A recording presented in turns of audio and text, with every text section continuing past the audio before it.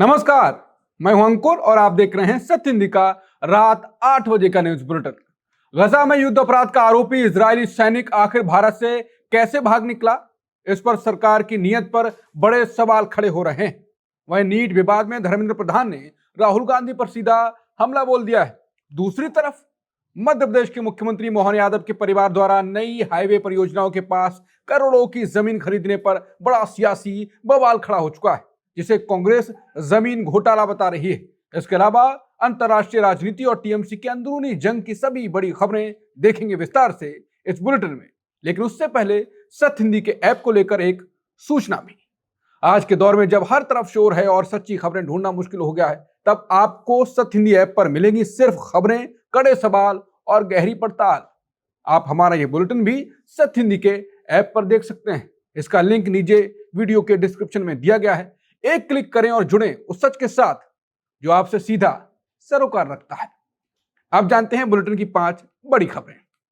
गजा में तबाही मचाने वाला इजरायली सैनिक भारत से कैसे भाग निकला, सरकार पर बड़े सवाल। नीट विवाद में राहुल गांधी पर भड़के धर्मेंद्र प्रधान, बोले छात्रों को डरा रहे। जहां बन रहे नए हाईवे वहां सीएम भवन के परिवार ने खरीदी जमीन, मचा बवाल।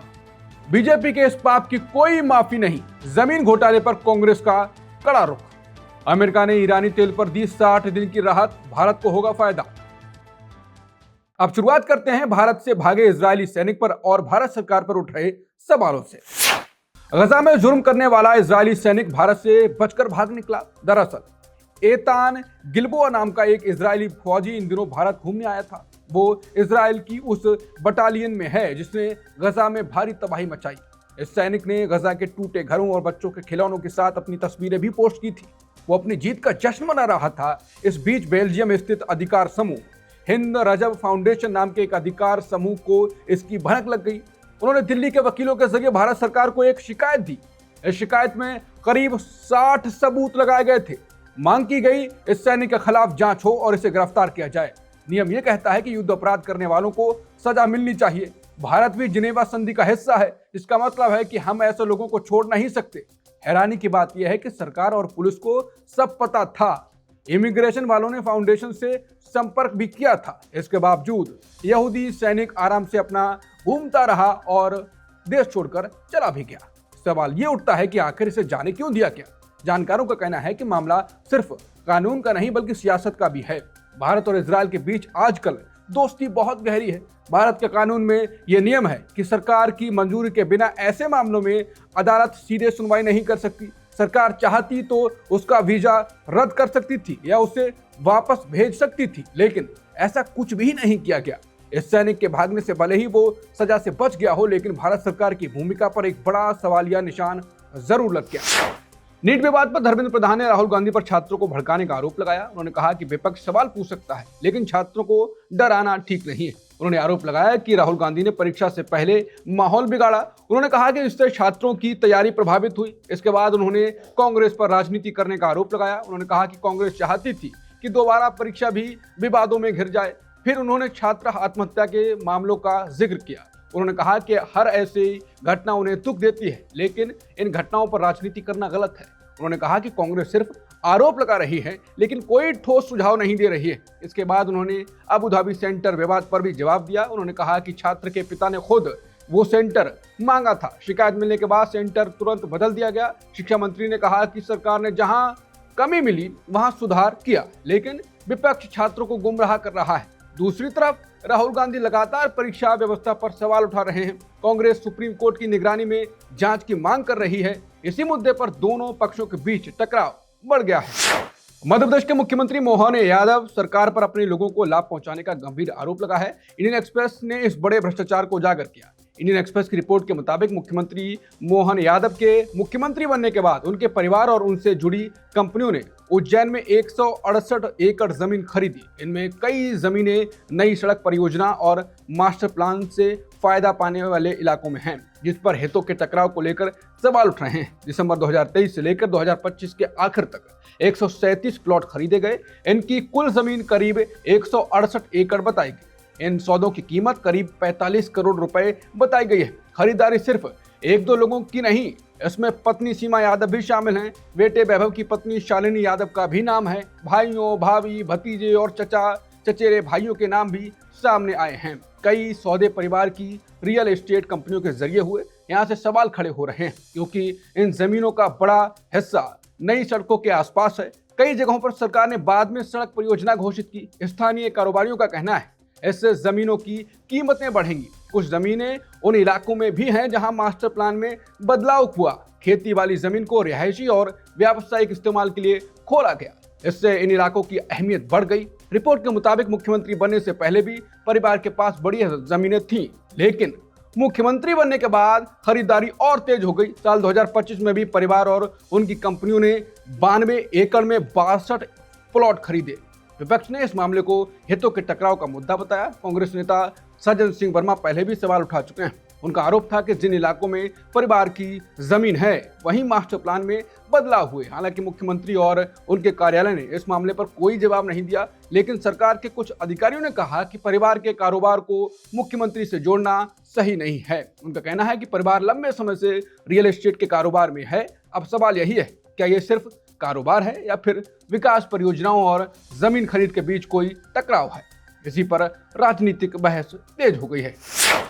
मोहन यादव की परिवार की जमीन खरीद पर कांग्रेस ने बड़ा हमला बोला। कांग्रेस ने इंडियन एक्सप्रेस की रिपोर्ट का हवाला दिया और परिवार की जमीन खरीद पर सवाल उठाए। प्रदेश अध्यक्ष जीतू पटवारी ने बड़ा आरोप लगाया। उन्होंने कहा कि बीजेपी सरकार भ्रष्टाचार का दूसरा नाम बन गई है। उन्होंने दावा किया कि परिवार से जुड़े लोगों के पास 335 एकड़ जमीन है और ये जमीन 245 प्लॉट में फैली हुई है। कांग्रेस का कहना है कि ज्यादातर जमीन नई सड़क परियोजनाओं के आसपास है और कई इलाके मास्टर प्लान 2035 से जुड़े हैं। नेता प्रतिपक्ष उमंग सिंघार ने भी सरकार पर हमला बोला। उन्होंने इसे प्रदेश का बड़ा जमीन घोटाला बताया। उनका आरोप है कि सत्ता का इस्तेमाल निजी फायदे के लिए हुआ और इसे इनसाइडर ट्रेडिंग और भ्रष्टाचार का मामला बताया। कांग्रेस ने मुख्यमंत्री से जवाब और निष्पक्ष जांच की मांग की है। कांग्रेस नेता उमंग सिंघार ने मोहन यादव के जमीन मामले की जांच सुप्रीम कोर्ट के जज की निगरानी में गठित समिति से कराने की मांग की। इसके अलावा उन्होंने कहा कि मुख्यमंत्री मोहन यादव प्रदेश की जनता के सामने आकर इन आरोपों पर अपना बयान दें। प्रदेश के लाखों करोड़ों रुपए आखिर कहां और किसके हित में खर्च किए जा रहे हैं, इसका पूरा हिसाब दिया जाए। सिंहस्थ कुंभ के नाम पर हो रहे कथित भ्रष्टाचार के पीछे कौन कौन सी कंपनियां हैं और उनका सत्ता से क्या संबंध है, इसकी भी जानकारी सार्वजनिक की जाए। कांग्रेस नेता ने कहा कि जनता जवाब चाहती है और सरकार की जिम्मेदारी है कि इन सवालों का उत्तर दे। वहीं कांग्रेस के आधिकारिक एक्स हैंडल ने राम मंदिर में चोरी और जमीन घोटाले और मध्य प्रदेश के इस कथित घोटाले का जिक्र कर कहा, बीजेपी के इस पाप की कोई माफी नहीं है।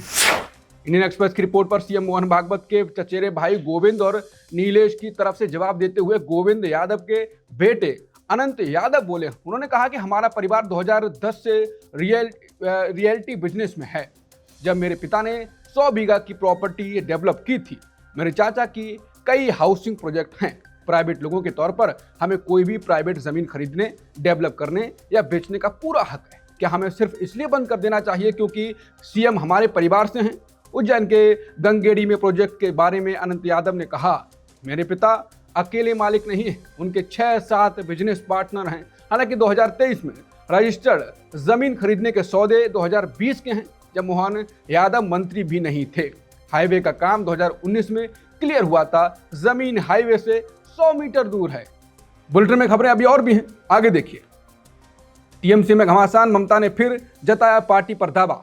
यूएसए में अंतर्राष्ट्रीय छात्रों के लिए स्टूडेंट वीजा नियमों में बदलाव। अमेरिका ने ईरानी तेल पर दी 60 दिन की राहत और ट्रंप का दावा, ईरान ने परमाणु निरीक्षण के लिए हामी भरी। टीएमसी की लड़ाई और गहरी हो गई है। ममता बनर्जी ने भी अपना जवाबी दांव चल दिया है। उन्होंने अपनी राष्ट्रीय कार्यकारिणी की सूची चुनाव आयोग को भेज दी है। इस सूची में ममता बनर्जी को फिर पार्टी अध्यक्ष बताया गया है। इससे साफ संदेश देने की कोशिश हुई है कि पार्टी पर नियंत्रण अब भी ममता के पास है। लेकिन दूसरी तरफ बागी खेमे ने भी मोर्चा खोल दिया है। ऋतुव्रत बनर्जी के नेतृत्व में अलग बैठक हुई। वहां नई राष्ट्रीय कार्यकारिणी बनाने का ऐलान किया गया। बागियों ने अरूप रॉय को अध्यक्ष घोषित कर दिया है, साथ ही खुद को असली टीएमसी बताया है। इस बीच ममता के कई पुराने सहयोगी भी बागी खेमे में दिखे। फिरहाद हकीम और अरूप विश्वास भी बैठक में पहुंचे। अमेरिका में पढ़ाई के दौरान मिलने वाली लंबी छूट अब खत्म होने जा रही है। अमेरिका में पढ़ने वाले विदेशी छात्रों के वीजा नियमों में बहुत बड़ा बदलाव होने वाला है। व्हाइट हाउस ने होमलैंड सिक्योरिटी के एक नए प्रस्ताव को मंजूरी दे दी है। इसके तहत अब तक चली आ रही ड्यूरेशन ऑफ स्टेट्स की पुरानी व्यवस्था खत्म हो जाएगी। इस पुरानी व्यवस्था के तहत छात्र अपनी पढ़ाई पूरी होने तक बिना किसी परेशानी के अमेरिका में रह सकते थे, लेकिन अब ऐसा नहीं होगा। नए नियमों के अनुसार छात्रों को रुकने की समय सीमा अधिकतम 4 साल तय कर दी जाएगी। इसका सबसे ज्यादा असर भारतीय छात्रों पर पड़ेगा। हमारे देश के बहुत सारे छात्र अमेरिका में पीएचडी और रिसर्च जैसे लंबे कोर्स करते हैं, जिसमें 4 साल से ज्यादा का समय लगता है। जिन छात्रों की पढ़ाई 4 साल में पूरी नहीं होगी, उन्हें अमेरिका के इमिग्रेशन विभाग में जाकर अपने वीजा की मियाद बढ़वानी पड़ेगी। अमेरिका ने 60 दिनों के लिए ईरानी तेल पर ढील दी है, जिससे भारत समेत कई देशों को सस्ता तेल मिलने का रास्ता खुल सकता है। ये फैसला स्विट्जरलैंड में हुई बातचीत के बाद आया। दोनों देशों के बीच शुरुआती बातचीत को सकारात्मक बताया गया। इसके बाद अमेरिकी ट्रेजरी विभाग ने अस्थायी छूट जारी की। ये छूट 21 अगस्त तक लागू रहेगी। इस दौरान ईरान दुनिया के ज्यादातर देशों को तेल बेच सकेगा। इस फैसले से ईरान की अर्थव्यवस्था को राहत मिलेगी। वहीं दुनिया में तेल की सप्लाई भी बढ़ सकती है। इससे कच्चे तेल की कीमतों में पर दबाव कम पड़ सकता है। भारत के लिए भी यह खबर अहम मानी जा रही है, क्योंकि भारत कभी ईरानी तेल का बड़ा खरीदार था, लेकिन 2019 में अमेरिकी प्रतिबंधों के बाद खरीद बंद करनी पड़ी थी। अब अगर ये राहत आगे भी जारी रहती है तो भारत के पास एक और विकल्प होगा। इससे सस्ते तेल की उपलब्धता बढ़ सकती है और ऊर्जा सुरक्षा भी मजबूत हो सकती है। अमेरिकी राष्ट्रपति ट्रंप ने कहा कि ईरान परमाणु जांच के लिए पूरी तरह सहमत हो गया है। ट्रंप ने सोशल मीडिया पर बताया कि ईरान ने बहुत ऊंचे स्तर की जांच की बात मान ली है। अगर ईरान ऐसा नहीं मानता तो आगे कोई बातचीत नहीं हो पाती। उन्होंने ये भी कहा कि हॉर्मुज़ जलडमरू मध्य से तेल के जहाज निकलते रहेंगे। फिलहाल वहां कोई नौसैनिक नाकेबंदी नहीं की जाएगी। तनाव कम होने से तेल की कीमतें भी लगातार गिर रही हैं। ट्रंप ने ईरान की स्थिति को मानवीय संकट बताया है। उन्होंने कहा कि बातचीत के जरिए भी जो भी पैसा या छूट मिलेगी वो अमेरिका के पास रहेगी। इस पैसे से सिर्फ अमेरिका से अनाज और दवाइयां ही खरीदे जा सकेंगी। उनका कहना है कि दोनों देशों के बीच बातचीत बहुत अच्छे तरीके से आगे बढ़ रही है। रात 8 बजे के बुलेटिन में इतना ही। बाकी खबरों के लिए बने रहिए सत्य हिंदी के साथ। सुबह 9 बजे मिलते हैं नई खबरों के साथ। नमस्कार।